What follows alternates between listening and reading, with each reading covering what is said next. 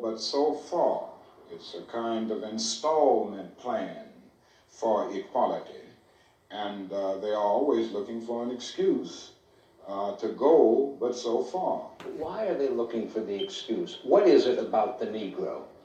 I mean, every other group that came as an immigrant somehow, not easily, but somehow got around it. Is it just the fact that Negroes are black? That's a part of it, and that grows out of something else. You can't thingify anything without depersonalizing that something. If you use something as a means to an end, at that moment you make it a thing and you depersonalize it. The fact is that the Negro was a slave in this country for 244 years. That was a willful thing that was done. The Negro was brought here in chains, treated in very inhuman fashion. And this led to the thingification of the Negro. So he was not looked upon as a person.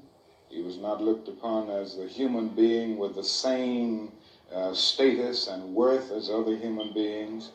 And the other thing is that human beings cannot continue to do wrong without eventually rationalizing that wrong. So slavery was justified morally, biologically, theoretically, scientifically, everything else.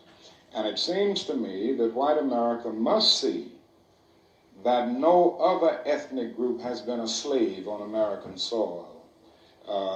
That is one thing that other immigrant groups haven't had to face.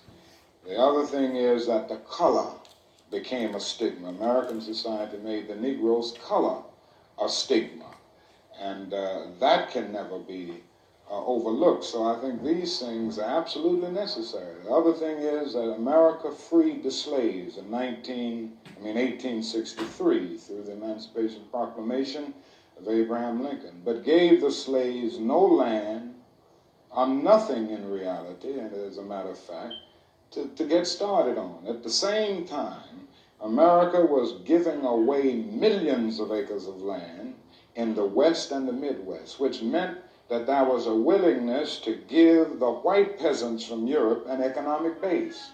And yet it refused to give its black peasants from Africa, who came here involuntarily in chains and had worked free for 244 years, any kind of economic base. And so emancipation for the Negro was really freedom to hunger. It was freedom to the winds and rains of heaven. It was freedom without food to eat or land to cultivate, and therefore it was freedom and famine at the same time.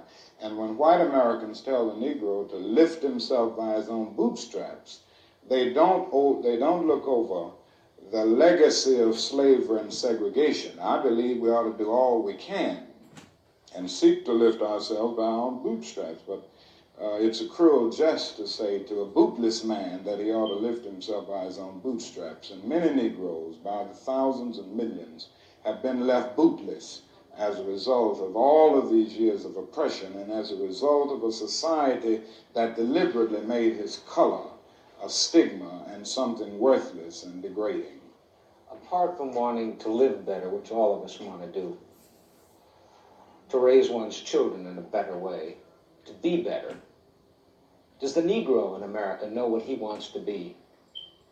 I'm convinced that almost every Negro in this country, other than those who have been so scarred by the system that they become pathological in the process, and we all have to battle with pathology. Nobody really knows what it means to be a Negro unless one can really experience it. And I know we all have to battle with this constant drain of a feeling of nobodiness. But in spite of this, I think the vast majority of Negroes in this country know that they want to be people, they want to be men, they want equality, period. It just boils down to that. And we haven't been able to be people. We haven't been men because of all of the conditions that we've lived with and the syndrome of deprivation surrounding conditions, whether it's in housing, in the economic area, or in schools, or in the vicious credit practices that we face in the ghetto, and all of the problems of closed doors and constant defeats. But in spite of all this, I think we all know basically that we want to be men. We want to be persons judged not on the basis of the color of our skin, but on the basis of the content of our character.